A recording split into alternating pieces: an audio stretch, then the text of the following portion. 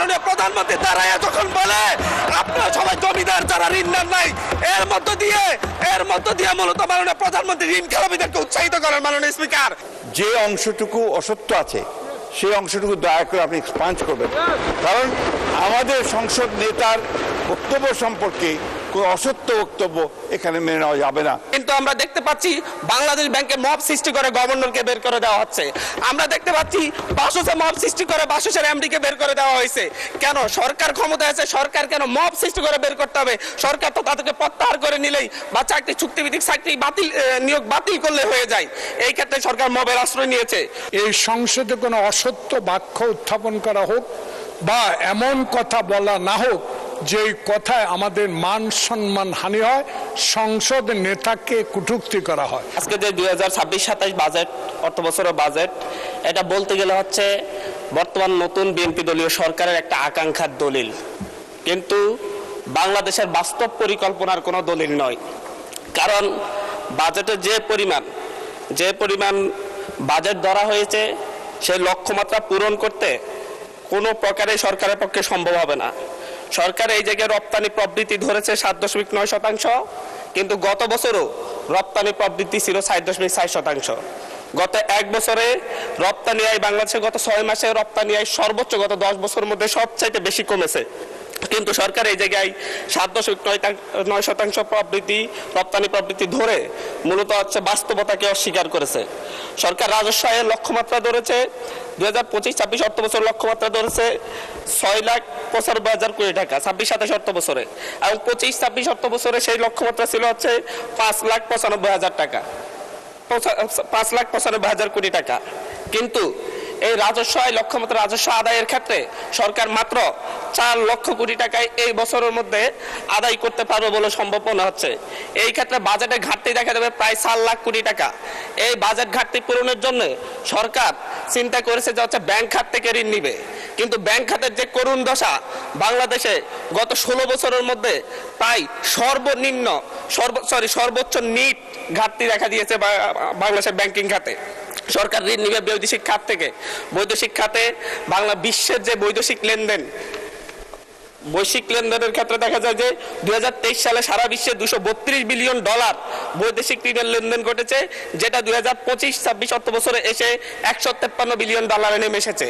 সরকার যে 1,35,000 কোটি টাকা বৈদেশিক ঋণ নিবে বলে চিন্তা করেছে, সেই ক্ষেত্রে বৈদেশিক ঋণ নেওয়ার ক্ষেত্রেও প্রায় মিনিমাম 50,000 কোটি টাকার ঘাটতি দেখা দিবে। মাননীয় স্পিকার, সরকার করমুক্ত আয় সীমা ধরেছে 3,75,000 কোটি টাকা। করমুক্ত আয় সীমা ধরেছে ব্যক্তির ক্ষেত্রে 3,75,000 টাকা প্রতি বছরে, কিন্তু প্রতি মাসে যদি আমরা গড় আয় দেখি 31,275 টাকা। একজন মধ্যবিত্ত পরিবারের লোক যদি হচ্ছে ঢাকায় বসবাস করে বা ঢাকার আশপাশের কোনো জায়গায় বসবাস করে, তার বাসা ভাড়া বাবদ তাকে মিনিমাম 15,000 টাকা তাকে পরিশোধ করতে হয়। গ্যাস বিল, বিদ্যুৎ বিল সব মিলে তাকে আরো 7,000 টাকা, 7 থেকে 8,000 টাকা পরিশোধ করতে হয়।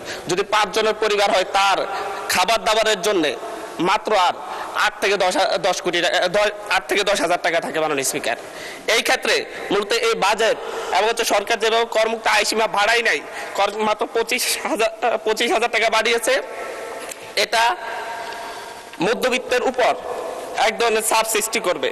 সরকার খাদ্য নিরাপত্তা নিশ্চিতের ক্ষেত্রে বারবার বলেছে খাদ্য নিরাপত্তা নিশ্চিত করবে, কিন্তু সেই ক্ষেত্রে এডিপি বরাদ্দ, কৃষি বরাদ্দ 7.7% থেকে নেমে 3.6% নির্ধারণ করা হয়েছে।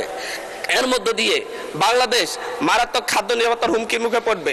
পাশাপাশি হচ্ছে বাংলাদেশের খাদ্য উৎপাদনের পরে যে মধ্যস্বত্বভোগীরা যে পরিমাণ ছাদাবাজ এবং হচ্ছে ছাদাবাজদের মাধ্যমে এবং মধ্যস্বত্বভোগীদের মাধ্যমে 10 টাকার পণ্য যেভাবে 70 টাকায় রূপান্তরিত হয়, সেটা বন্ধ করার ব্যাপারে, নিয়ন্ত্রণ করার ব্যাপারে সরকারের কোনো পদক্ষেপ আমরা লক্ষ্য করতেছি না। মাননীয় স্পিকার, আমরা আজকে এই 24 পরবর্তী এই সংসদে এসে আমরা একটা খ্যাতির বিড়ম্বনা দেখতে পাচ্ছি। মাননীয় স্পিকার, সর্বশেষ এরকম খ্যাতির বিড়ম্বনা দেখা গিয়েছে এবং শেখ মুজিবুর রহমানের ক্ষেত্রে। শিক্ষা প্রতিষ্ঠানের নাম বলেন, বিশ্ববিদ্যালয়ের নাম বলেন, রাস্তাঘাটের নাম বলেন, সব শেখ মুজিবুর রহমানের নামে। শেখ মুজিবুর রহমান মৃত ছিলেন, উনি হয়তো জানতেন না ওনার নামে সব জায়গায় এত কিছুর নামকরণ করা হয়েছে, কিন্তু আমাদের এই সংসদে একজন প্রতিমন্ত্রীর সেই খ্যাতির বিড়ম্বনা আমরা দেখতে পাচ্ছি। উনি কিছুই জানেন না, কিন্তু 10-12টা শিক্ষা প্রতিষ্ঠানের নাম ওনার পরিবারের নামে হয়ে যায়, রাস্তাঘাটের নাম হয়ে যায়, এবং এমনকি ইউনিয়নের নাম পর্যন্ত হয়ে যায়। এটা একটা মিরাকল মাননীয় স্পিকার। মাননীয় স্পিকার, আমরা এমন এক মিরাকল সংসদে আছি যে সংসদ আমরা প্যাসিবাদকে উৎখাত করে আমরা এই সংসদে এসেছি, সকলেই কম বেশি নির্যাতিত হয়েছে।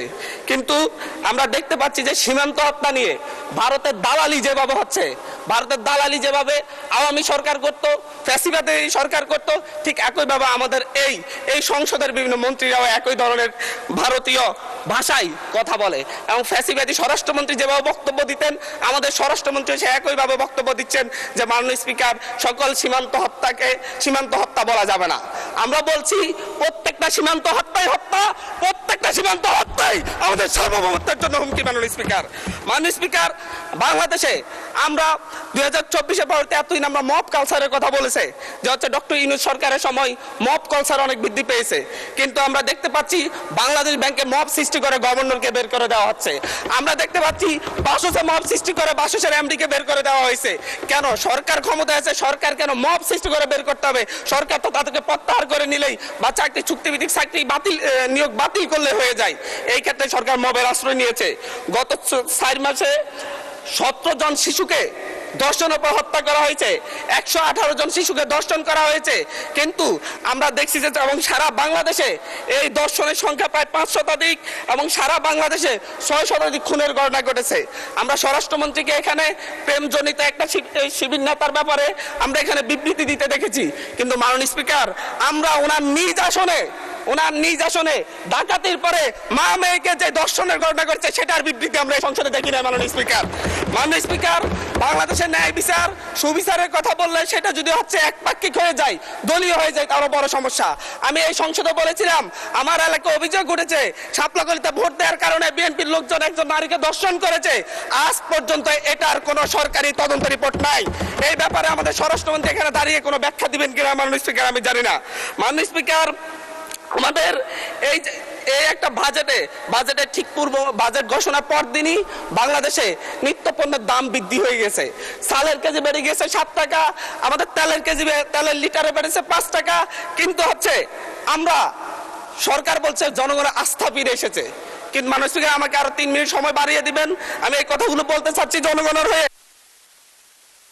মাননীয় সদস্য, সম্মানিত বিরোধী দলীয় চিফ হুইপ 7 মিনিট দিয়েছেন আপনাকে সময়, তারপরেও আমার ডিসক্রিপশনে আরো 1 মিনিট বাড়ানো হলো। ধন্যবাদ।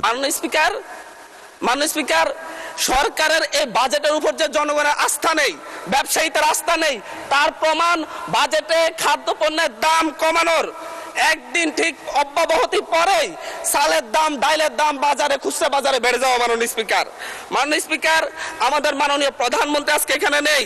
উনি যখন বিভিন্ন ভাষণে গিয়ে অসত্য তথ্য দিয়ে বলেন বিরোধী দল মিছিল করতেছে মদের দাম কেন বৃদ্ধি করা হয়েছে, কেন সিগারেটের দাম বৃদ্ধি করা হয়েছে, এরকম অসত্য তথ্য দিয়ে যখন মাননীয় প্রধানমন্ত্রী বক্তব্য দেন, আমরা খুবই আশাহত হই। মাননীয় স্পিকার, আমরা আশাহত হই যখন ঋণ নিয়ে কথা বলতে গিয়ে সংসদে যখন আমরা ঋণ নিয়ে কথা বলতে চাই, ব্যাংকের ঋণ নিয়ে, ইসলামী ব্যাংক দখল নিয়ে যখন আমরা কথা বলতে চাই, তখন মাননীয় প্রধানমন্ত্রী দাঁড়ায় যখন বলে আপনারা সবাই জমিদার, যারা ঋণ নেন নাই, এর মধ্য দিয়ে মূলত মাননীয় প্রধানমন্ত্রী ঋণ খেলাপিদেরকে উৎসাহিত করেন। মাননীয় স্পিকার, আমরা এই ধরনের সংসদ আর চাই না। ধন্যবাদ মাননীয় সদস্য, ধন্যবাদ।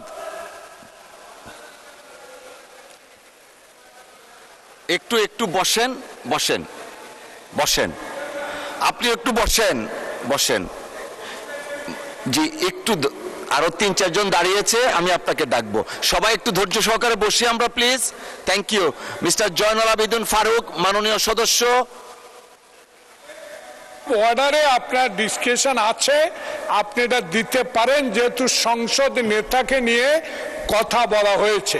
আমি আপনাকে বিনীত অনুরোধ করব, আমরা যেমন তেমনি দাঁড়াই না। যখন একটা অসত্য তথ্য এই সংসদে উপস্থাপন করা হয়, তখনই আমাদের সংসদের আমাদের সদস্যের পক্ষ থেকে কথাটা বলার দরকার। সেজন্য আপনার অনুমতি চাই। জি, মাননীয় স্পিকার, মাননীয় সদস্য একটু একটু একটু আপনি যেহেতু মাননীয় প্রধানমন্ত্রীর কথা বলেছেন, মাননীয় সদস্য মির্জা ফখরুল ইসলাম আলমগীর সাহেব কিছু বলবেন কিনা এই বিষয়ে, যদি আপনি ডেলিগেট করেন ওনাকে দিতে পারি।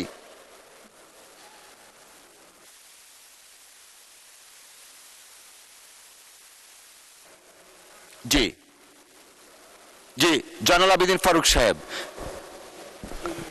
মাননীয় স্পিকার, 2 মিনিট আপনার জন্য, 2 মিনিট। আমরা এই সংসদকে কার্যকর করার জন্য উভয় পক্ষে একটা সম্মতিতে এসেছি। এই সংসদে কোনো অসত্য বাক্য উত্থাপন করা হোক বা এমন কথা বলা না হোক যে কথায় আমাদের মান সম্মান হানি হয়, সংসদ নেতাকে কটূক্তি করা হয়। এ বিষয়ে আজকে নতুন প্রজন্মের জুলাই আন্দোলনের নেতা, উনি আমাদের নোয়াখালী অঞ্চলের মাননীয় সংসদ সদস্য, উনি একটি বক্তব্য রেখেছেন। এটাতে আমরা খুবই ক্ষুব্ধ, কারণ আমাদের নেতা উড়ে এসে নাই। শহীদ প্রেসিডেন্ট জিয়াউর রহমানের সন্তান, দেশ নেত্রী বেগম খালেদা জিয়ার সন্তান। 16 বছর ধরে যিনি এই দেশের মানুষের গণতন্ত্রের জন্য, ভোটাধিকারের জন্য সংগ্রাম করেছেন। আজকে কোনো লুটের ভোটে নয়, 10টা হুন্ডার 20টা গুন্ডার ভোটে নয়, একটা সুষ্ঠু ভোটের মাধ্যমে সংখ্যাগরিষ্ঠ অর্জন করে সরকার গঠন করেছে। তাই আমরা আজকে যে অসত্য সংসদ নেতা নিয়ে অসত্য কথা বলেছেন, এটা এক্সপান্স করার জন্য আপনার কাছে বিনীত অনুরোধ জানাচ্ছি।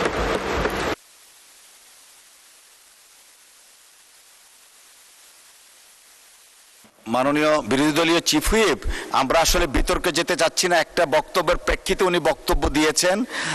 আমরা আসলে এভাবে চললে তো সংসদ, আচ্ছা 1 মিনিট আপনাকে সময় দেয়া হলো। মাননীয় স্পিকার, এখানে মাননীয় সংসদ সদস্য দাঁড়ালেন, তিনি যদি স্পেসিফিক্যালি বলতেন কোন তথ্যটা এখানে অসত্য। উনি তো ওনার বক্তব্যের প্রেক্ষিতে বলেছেন, উনি কিন্তু ঢালাওভাবে বলে গেলেন যে বক্তব্য অসত্য কথা বলা হয়েছে। ওনাকে তো ফ্যাকচুয়ালি বলতে হবে কোন ইনফরমেশনটা এখানে ভুল ছিল। আর মাননীয় সংসদ নেতার কথা যদি বলেন, প্রধানমন্ত্রীও ভুল করতে পারেন। প্রধানমন্ত্রী এই মাননীয় সংসদে দাঁড়িয়ে বক্তব্য দেওয়ার সময় স্লিপ অফ টাং হয়েছেন, উনি তার ভুল শুধরিয়েছেন। ওনার বক্তব্যের সমালোচনা করার অধিকারও বিরোধী দলের আছেন। ফলে উনি অবশ্যই, ওনাকে আমরা সম্মান করি, উনি জিয়াউর রহমানের সন্তান, খালেদা জিয়ার সন্তান, প্রাইম মিনিস্টার, সংসদ নেতা, কিন্তু তার মানে এই না যে তাকে নিয়ে কোনো কথাই বলা যাবে না, তার কোনো বক্তব্যের সমালোচনা করা যাবে না।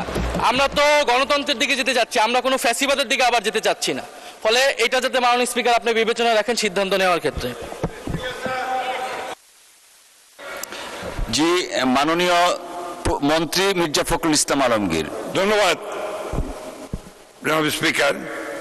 আমাদের মাননীয় ডেপুটি দুঃখিত বিরোধী দলের হুইপ, যে চিফ হুইপ যে কথাটা বললেন, আমার মনে হয় এটা সত্য নয়, সঠিক নয়। কারণ আমাদের মাননীয় সংসদ সদস্য যে বক্তব্য দিয়েছেন, বিরোধী দলের, সেই বক্তব্যের মধ্যে তিনি সুনির্দিষ্টভাবেই বলেছেন যে আমাদের সংসদ নেতা, প্রধানমন্ত্রী, তিনি অসত্য বক্তব্য দিয়েছেন। এটারই আপনার আমাদের মাননীয় সংসদ সদস্য জয়নুল আবেদিন এটা পয়েন্ট আউট করেছেন। প্লিজ লেট মি সে, আমাদের বলতে দিন। আপনার ফ্যাসিস্টের কথা বলেন, ফ্যাসিস্টের আচরণ তো আপনাদের কাছ থেকে আসছে। No, you must allow us to speak. আমি কথা বলছি, আপনারা কথা বলছি, আমরা কেউ কথা বলিনি। মাননীয় মন্ত্রী এদিকে কথা বলেন, অ্যাড্রেস করে প্লিজ। এটা হবে, পার্লামেন্টে এটা হয়। জি জি জি, আমি আপনাকে যেটুকু অনুরোধ করতে চাই, যে অংশটুকু অসত্য আছে সেই অংশটুকু দয়া করে আপনি এক্সপান্স করবেন। কারণ আমাদের সংসদ নেতার বক্তব্য সম্পর্কে কোনো অসত্য বক্তব্য এখানে মেনে নেওয়া যাবে না, মাননীয় স্পিকার। ধন্যবাদ। ধন্যবাদ মাননীয় সদস্যবর্গ। আমরা হান্নান মাসুদ সাহেব, আপনার টাইম ইজ আপ, প্লিজ বসেন। এইভাবে সংসদে যখন খুশি তখন দাঁড়াবেন, that is not the norm. Please take your seat mister Hannan Masud. মাননীয় সদস্য, দয়া করে আপনি বসুন, দয়া করে বসুন। হান্নান মাসুদ, দয়া করে বসুন। এটা শাহবাগ চত্বর নয়, জাতীয় সংসদ। বসুন।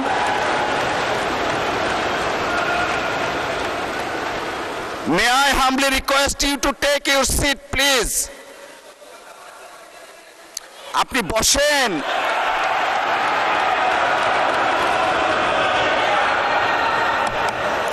মাননীয় সদস্যবর্গ, মাননীয় সদস্য নোয়াখালী 6 আসনের বিরোধী দলীয় নেতা দাঁড়াতে দিতে হয়। জি বলেন। ধন্যবাদ মাননীয় স্পিকার। আমাদের এই হাউজেরই একজন সদস্য হান্নান মাসুদ বক্তব্য রাখতে গিয়ে তিনি সংসদ নেতার ব্যাপারে কিছু কথা বলেছেন। আমি আপনাকে অনুরোধ করব, বাইরের কোনো বিষয়কে টেনে এখানে এনে এক্সপাঞ্জ করা বা বক্তব্য দেওয়া কোনোটাই যেন এলাও না করা হয়। কারণ আপনি এইমাত্র বলেছেন যে এইটা সাভার স্কয়ার নয় বা শাহবাগ স্কয়ার নয়। তার মানে হচ্ছে সংসদের ভিতরে একটা সংসদীয় নর্মস আছে, বাইরেরও একটা গ্রামার আছে। যার যার গ্রামারকে সেই জায়গায় আমরা রাখি। বাইরের জবাব বাইরে দিব, সংসদের জবাব সংসদে হোক।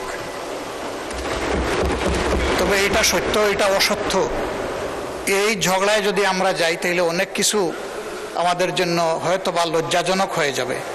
আমি চাচ্ছি না কারো সম্মানের সাথে এই লজ্জাটা লেগে থাকুক।